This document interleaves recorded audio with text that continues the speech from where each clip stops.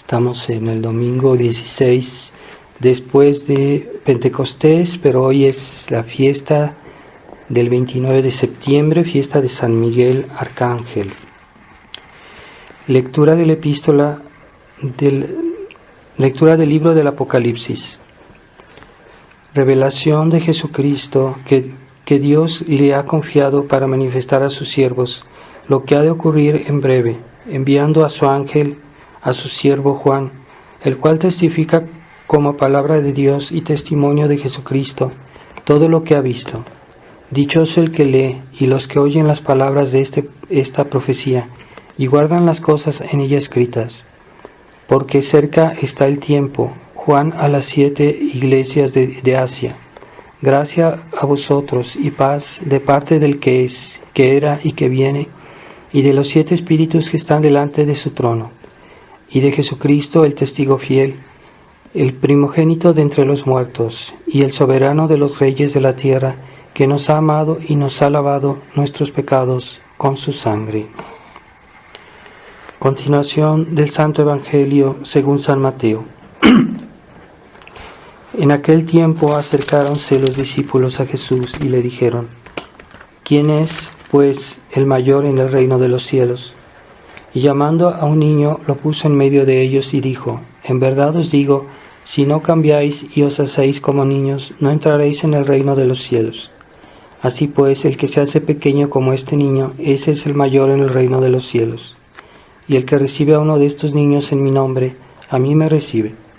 Pero quien escandaliza a uno de estos niños que creen en mí, más le valiera que le colgaran alrededor del cuello una muela de tahona y lo arrojaran a lo profundo del mar. Ay del mundo a causa de los escándalos. Fuerza es que ocurran escándalos, mas ay del hombre por quien viene el escándalo. Si pues tu mano o tu pie te escandaliza, córtatelo y échalo lejos de ti. Más te vale entrar en la vida manco o cojo, que ser arrojado con tus 2 manos y tus 2 pies en el fuego eterno. Si tu ojo te escandaliza, arráncatelo y échalo lejos de ti. Más te vale entrar con un solo ojo en la vida, que ser arrojado con tus 2 ojos en la hiena del fuego. Cuidado con menospreciar a uno de estos niños, porque os digo que sus ángeles en los cielos ven sin cesar el rostro de mi Padre que está en los cielos. Esta semana tenemos varias fiestas muy importantes. Tenemos el primero de octubre, es la fiesta del Ángel Custodio de la Nación Mexicana. La fiesta es este martes. Después tenemos el día 2, es la fiesta de los ángeles de la guarda. Y también tenemos la fiesta de San Francisco de Asís, de Santa Teresita, del Niño Jesús. Entonces esta semana tenemos fiestas muy importantes. Y el mes de octubre está dedicado tanto a la Nuestra Señora del Rosario, es el mes del Rosario, y igualmente a los ángeles, es el mes de los ángeles, dedicado a los ángeles. Entonces es recomendable hacer algo especial en este mes en atención a Nuestra Señora del Rosario y también a los ángeles. También se puede decir, es recomendable usar la corona de San Miguel. Es como un pequeño parecido al rosario, pero es para pedir la protección de San Miguel y los ángeles. En el nombre del Padre, del Hijo y del Espíritu Santo. Amén. Ave María Purísima, sin pecado concebida. Estimados hermanos, estamos en esta fiesta, en esta hermosa fiesta de San Miguel Arcángel, que es nuestro protector, nuestro defensor delante de Dios, porque Él fue el primero que fue fiel, fue el que se opuso a la desobediencia, a la rebelión de Luzbel, y fue el que por su fidelidad arrastró a una gran parte de los ángeles. Este ángel se distingue porque pues nunca pecó, por ser el primero a haber luchado, y por su gran amor de Dios.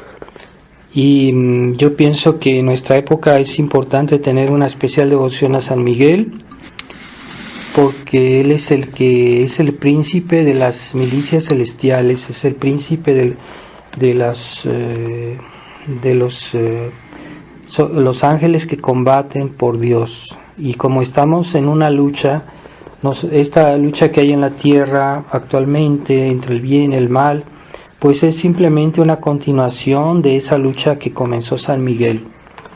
Y después toda esa lucha entre el bien y el mal pues continuó pasando por el pecado original, y toda la historia es en el fondo el mismo combate. Así que debemos tener una gran admiración por San Miguel y una gran confianza en San Miguel y los ángeles, todos los ángeles que fueron fieles. Y en este evangelio se nos habla mucho, Jesús hace una estrecha comparación entre los ángeles y los niños. ¿Y por qué los niños son parecidos a los ángeles y los ángeles son parecidos a los niños? Pues es porque los ángeles son inocentes, a pesar de su inteligencia, a pesar de su poder, son seres muy inocentes, como niños.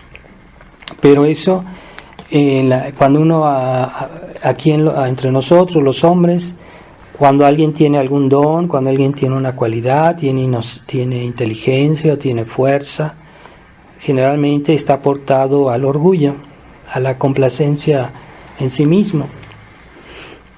Cuando alguien tiene dones de inteligencia, de belleza, todo eso, son pocos los que pueden escapar al orgullo.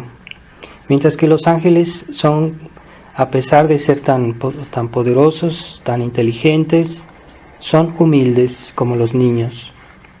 Entonces es un buen modelo para nosotros la inocencia de los ángeles, la humildad de los ángeles y la fortaleza, ¿no? Porque hay personas que cuando se sienten fuertes empiezan a quererse imponer a los demás y a querer ser prepotentes, a querer imponer su voluntad. Todo eso son señales de orgullos. Mientras que en los ángeles no hay eso. Son como niños inocentes. Pero contrariamente a lo que mucha gente piensa, ¿no? Piensa que la gente inocente es tonta. Y no es así. Los ángeles no son tontos, son muy inteligentes. Y que porque una persona tiene cualidades, pues ya debe vanagloriarse, pero ellos no se vanaglorian porque todo lo que tienen lo han recibido de Dios y lo atribuyen a Dios sencillamente. Entonces los ángeles para nosotros son un modelo a seguir, difícil a los hombres de comprender cómo puede estar unida tanta humildad, tanto poder, tanta belleza, tanta inteligencia, sin que eso destruya la humildad y la simplicidad de los ángeles. Pero nuestro Señor nos dice incluso que aquellos que no serán como niños no entrarán al reino de los cielos. ¿Qué quiere decir? Que aquellas personas que no hayan llegado a la simplicidad, a la humildad de los ángeles en esta vida, la van a tener que adquirir, pues quieran o no, con una purificación bastante fuerte en el purgatorio. Esa inocencia, esa humildad, se tiene que purificar en el purgatorio. Así que tengamos conciencia de que tenemos que volver a ser como niños, no en el sentido que algunas personas piensan que los niños pues no tienen en común con los ángeles que son pues ignorantes, que son débiles, y no se trata de imitar a los niños en eso, en ser ignorantes o ser débiles o ser tontos. No es eso ser como niños. La inocencia no excluye la inteligencia, No excluye razonar. Hay personas que creen que una persona es inocente si es tonta, y no es verdad. Podemos ser, no poder nada tontos, pero al mismo tiempo inocentes. Es algo que le cuesta mucho entender a la gente, pero que es posible, y que es lo que tiene que pasar en aquellos que incluso están en el purgatorio. Van a ser purificados al punto que tan purificados que van a volver a ser como niños. Pero si no lo somos en esta vida, si todavía tenemos malicia, todavía tenemos soberbia, todavía tenemos razones para inquietarnos, para preocuparnos, decir, bueno, ¿qué va a ser de mí? Porque en el cielo no se admite eso, no se admite la entrada a personas así. Entonces, mejor que nos purifiquemos en esta vida, haciendo penitencia, haciendo actos de humildad, haciendo actos de paciencia, de bondad, de sencillez, como los niños, para que podamos parecer a los ángeles. Entonces, nadie está excluido de poderlo ser, porque incluso tenemos en la historia grandes pecadores que lograron purificar su alma al punto que fueron inocentes. Pongamos, por ejemplo, Santa María Magdalena, pongamos también San Agustín, que fue un gran pecador y pues logró ser un gran santo. Y entonces, ¿por qué? Porque se purificaron. En esta vida debemos purificar nuestra alma del pecado, en la constante vigilancia para corregirnos de nuestros defectos, de nuestras debilidades, estar atentos a ver por qué hacemos las cosas, por qué razón, y las motivaciones que tenemos, no hacer las cosas así como vengan. Y eso forma parte de la purificación del alma, ¿no?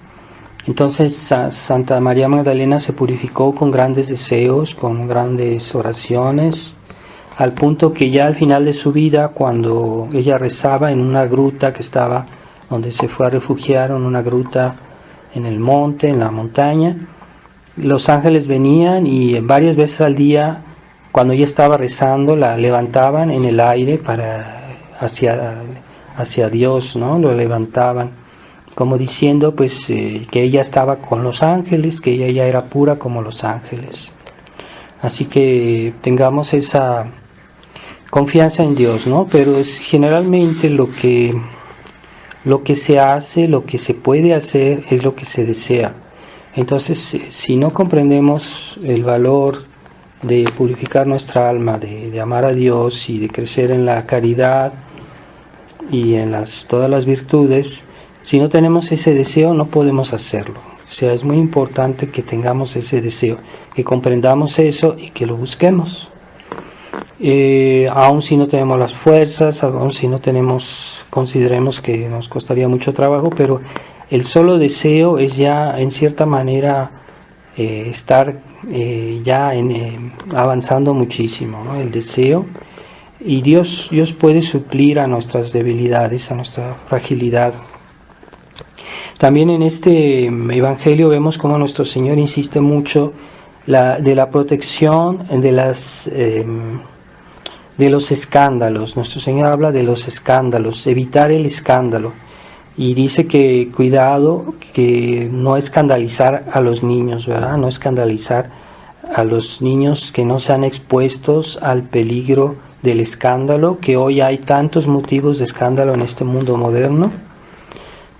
Entonces hay que cuidarlos, hay que protegerlos, hay que orientarlos, porque ellos son inocentes, pero no tienen en común con los ángeles que su inteligencia es débil, que su fortaleza es débil.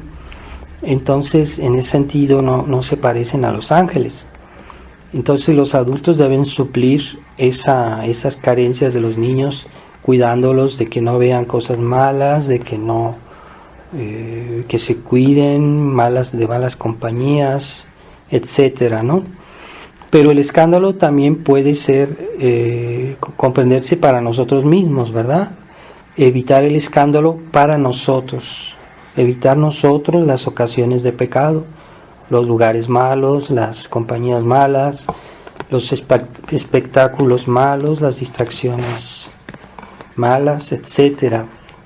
Entonces debemos evitar todo aquello que puede escandalizarnos.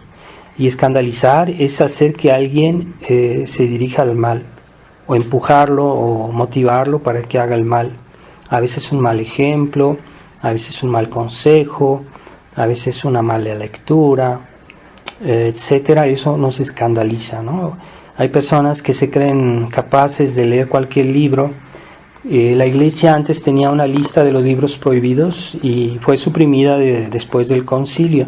Se llamaba el Index, y esta lista pues obligaba y todavía se puede decir en cierta manera obliga, porque esos libros son nocivos. Pero hay muchos tradicionalistas que se creen capaces, se creen fuertes, se creen capaces de leer cualquier cosa y juzgarla a sus criterios, ¿no? Entonces, primero, no tienen toda la formación para leer cualquier cosa y no tienen la autorización de la Iglesia. A veces, antes en la Iglesia, antes del concilio, había lo que se llamaba un censor, que era un sacerdote que era delegado por el obispo, y este censor era el único que podía leer cosas malas simplemente para saber, poder advertir a los fieles y para poder estar prevenidos de dónde estaba el mal.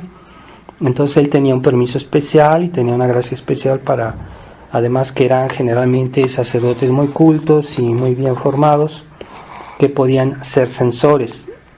Pero hoy cualquier tradicionalista cree que puede ser censor, y eso es un error. O sea, hay que tener mucho cuidado, no leer cualquier cosa, y a veces se hacen sus propios juicios y creen que saben y creen que pueden orientar a los demás, y incluso a los sacerdotes les pueden decir lo que no deben hacer, lo que deben hacer.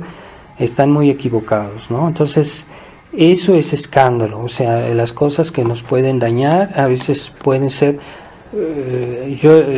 hay veces películas tan insidiosas que a veces la gente ni cuenta se da que están mal, y que parecen películas incluso religiosas, y tienen un mensaje muy malicioso y la gente no se da cuenta. Entonces, no cualquier cosa podemos ver. A veces cosas que parecen buenas tienen problemas, ¿verdad?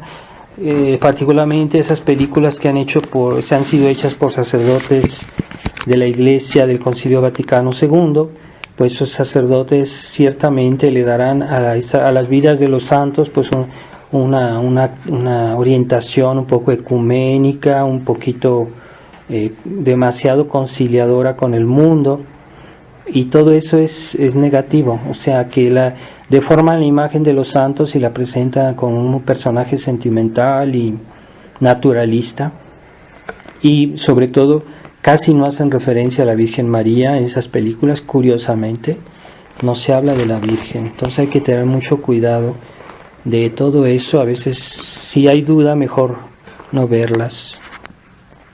También hay otros tipos de escándalos, ¿verdad? Hay los lazos y los compromisos que nos hacen, que nos echan a perder, que nos corrompen. Esas pueden ser las malas compañías, y particularmente hoy en la tradición lo que está muy en evidencia es ese espíritu acuerdista que lleva a hacer lazos y compromisos con la Iglesia oficial, con los cuales se crea un compromiso tal que ya no se atreven a denunciar los errores del Vaticano II con la misma convicción y libertad que lo hacían antes. Entonces esa convivencia crea una comunicación, ¿verdad?, de ideas entre los que se dicen tradicionalistas y los que están en la Iglesia del Concilio Vaticano II. Es por eso que no debemos frecuentar esas personas, porque cuando tenemos un amigo estamos comunicando, estamos familiarizando, estamos compartiendo puntos de vista, etcétera, y a veces hay personas que nos pueden hacer daño por las propias ideas que tienen. Yo no digo que sean forzosamente conscientes de todo lo que hacen, puede ser con buena voluntad incluso, pero esa convivencia puede ser dañina. Entonces, por eso hay que evitar las personas que están metidas en ideas o en religiones falsas o con una formación demasiado liberal. Debemos evitarlas. Pero si la Fraternidad San Pío X quieren hacer un acuerdo con la Iglesia oficial, pues están obligados de convivir con ellos. Y de hecho últimamente se sabe que les dan iglesias, les prestan iglesias. Ya los fieles de la fraternidad familiarizan con mucha gente conciliar y comienzan a tener a contagiarse de este estado de ánimo que es ecuménico, naturalista. Eso se contagia. Entonces, estar dentro de la iglesia oficial es un verdadero problema, porque se crean lazos, se crean nexos, y ese acuerdo está ya casi consumado, porque la iglesia ya tienen los sacerdotes de la fraternidad permiso de ordenar, o sea, de hacer nuevos sacerdotes por Roma, ya tienen permiso de confesar, ya tienen permiso de casar, ya tienen incluso permiso de decir misas en las iglesias de la iglesia oficial, y todo eso equivale a que están aprobados por Roma y que están dependientes de Roma. Entonces, si hay eso, el permiso de confesar no se da a los sacerdotes si no están incardinados, no se da, porque para confesar un sacerdote debe estar incardinado, para casar también, etcétera, ¿verdad? Y todo el ministerio, toda la pastoral debe estar, si ya está permitida, pues es que están dependiendo de Roma. Quiere decir que ya están dentro. Y esa no es algo así que sin ningún compromiso, no es cierto. ¿Qué es un acuerdo? La teología nos dice, un acuerdo quiere decir, yo doy para que tú des, o sea, eso es un acuerdo, yo doy algo para que tú des algo. Entonces, si Roma da algo a la Fraternidad San Pío X, es para que la Fraternidad San Pío X dé algo, si no, no hay acuerdo. Entonces hay acuerdos tácitos, ¿verdad? Por ejemplo, yo te doy algo de hecho, aunque no sea por escrito, pero yo te permito de confesar, yo te permito de casar, etcétera. Pero tú debes hacer algo también, debes hacer un esfuerzo. Entonces ahí está el problema, porque la tradición no debe tener complejos en decir la verdad respecto a los errores del concilio. Y si no lo hacen es porque ya están comprometidos. De hecho, las personas que yo he sabido que van a la Fraternidad San Pío X todavía dicen que ya no se les habla de los problemas de la crisis de la iglesia, todos son sermones sobre cosas puramente espirituales. Pero hay que pensar que nuestra salvación está comprometida si nosotros no somos fieles a la tradición, si nosotros no combatimos el error, si no estamos contra el Concilio Vaticano II. Eso también es espiritualidad. Entonces les están haciendo una omisión, Y entonces son sacerdotes que les hablan de muchos temas espirituales, pero no les hablan de lo que está pasando hoy en la iglesia. Entonces ya están comprometidos, ya no quieren decir todo, porque si no, ¿qué va a decir Roma?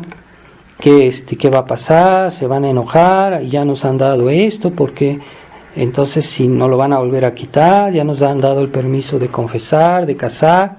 Entonces si empezamos a criticar al concilio, nos van a quitar eso. Entonces entonces eso se llama estar comprometidos con Roma. Entonces ya se está colaborando con la iglesia oficial. hay una se está creando una comunión de pensamientos, de ideales, de objetivos, que antes no los había para nada, la comunión respecto a los objetivos de la verdadera fe. Entonces, cuando se colabora con personas que no son católicas, uno se contamina. Siempre la Iglesia pedía a los católicos de no colaborar con los protestantes, de no colaborar con las personas de otra religión, a menos de algo muy singular, muy específico, muy controlado, pero normalmente no se podía. Siempre la Iglesia ha prohibido eso. Y ahora resulta que la fraternidad ya está colaborando con la Iglesia conciliar. Entonces, si ellos ya están comprometidos, entonces los ambientes de la fraternidad ya están muy viciados porque ya hay mucha gente desorientada. Es lo que oímos decir por personas que van allá todavía y se están desorientando. También los sacerdotes mismos se están desorientando. También hemos oído cómo poco a poco los mismos sacerdotes están perdiendo la noción. Ya son sacerdotes que solo hablan de espiritualidad, pero ya no hablan de la lucha, del combate, de la fe, de la tradición.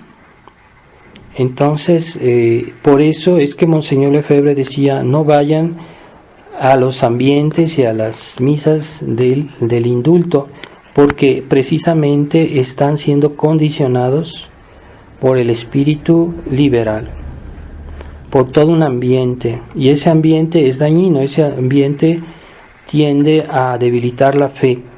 Yo no digo que van a perder la fe de un día para otro, no, yo no digo eso, pero es un ambiente que está condicionando el espíritu de los fieles y de los sacerdotes, y que por eso Monseñor Lefebvre dice: hay que alejarse de todos ellos. Monseñor Lefebvre a mí personalmente me decía: no hay que frecuentar a personas ni a sacerdotes que son sedevacantistas, hay que evitarlos. Eso me lo dijo a mí personalmente, y es lo que él pensaba igualmente de las mesas del indulto, de los ambientes Ecclesia Dei.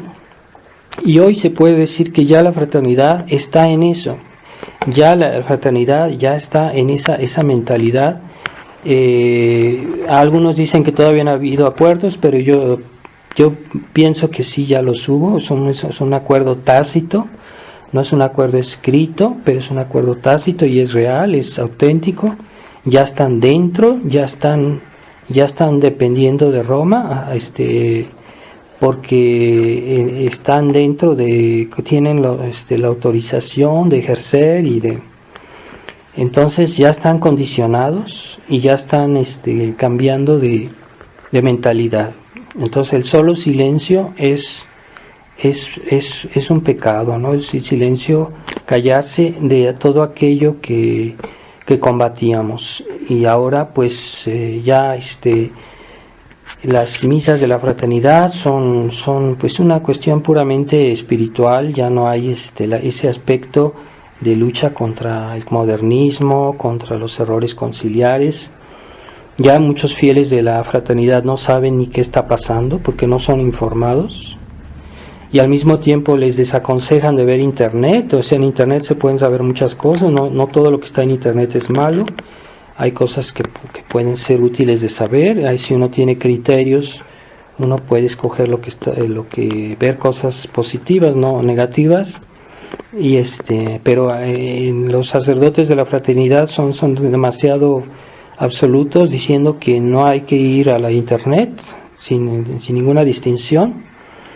Entonces, si en la fraternidad no los instruyen, no los forman sobre la crisis de la Iglesia, tampoco ellos fieles no van a poder encontrar nada por otros medios. Entonces están en una situación de ignorancia, y esa ignorancia es, como decía San Pío X, la gran parte de las personas que se condenan es por ignorancia, porque no conocen bien su religión.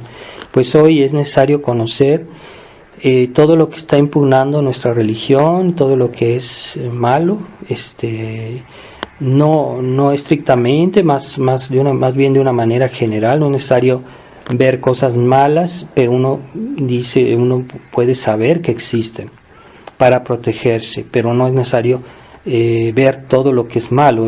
Tampoco hay que entenderlo así.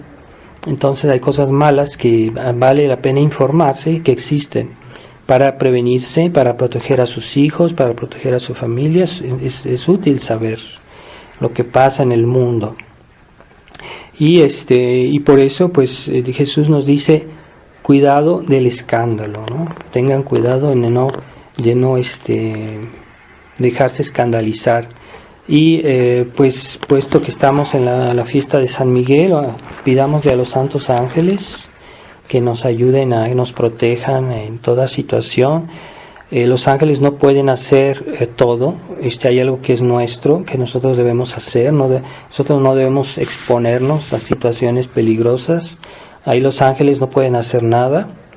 Pero hay cosas que no dependen de nosotros, y en razón de nuestra fragilidad, pues necesitamos la ayuda de los ángeles. Entonces ahí sí, los ángeles nos van a ayudar. Nuestra Señora de los Ángeles nos va a ayudar, nos va a enviar sus ángeles. La Reina de los Ángeles, pidámosle que nos envíe a sus ángeles para que nos protejan. En nuestra época se impone también tener devoción a los ángeles, porque hoy nunca los demonios estuvieron tan desencadenados como hoy. La presencia de Satanás está cada día más presente en este mundo, por muchas razones. Todos sabemos que hay mucho de eso hoy. Entonces hoy se vuelve muy importante tener devoción a los ángeles, invocarlos, y tal vez decir la corona de San Miguel, o tener imágenes de los ángeles y tener devoción por ellos para que nos protejan. Vamos a pedirle a los santos ángeles que protejan también a la juventud, a la niñez, porque hoy es el objeto de los enemigos de la Iglesia destruir la inocencia de los niños, y para que no haya futuro, ni para nuestro país, ni para la Iglesia. Porque si la juventud se corrompe, ¿dónde habrá vocaciones? ¿Dónde sacaremos las futuras vocaciones? ¿Cómo se va a renovar la Iglesia? Si ya los jóvenes están completamente destruidos moralmente e incluso físicamente. Entonces necesitamos pedir mucho a la Virgen María porque proteja la inocencia de los niños, que a pesar de tantos males, Dios puede hacer milagros, puede hacer algo por ellos. Ave María Purísima, sin pecado concebida. En nombre del Padre, del Hijo y del Espíritu Santo. Amén.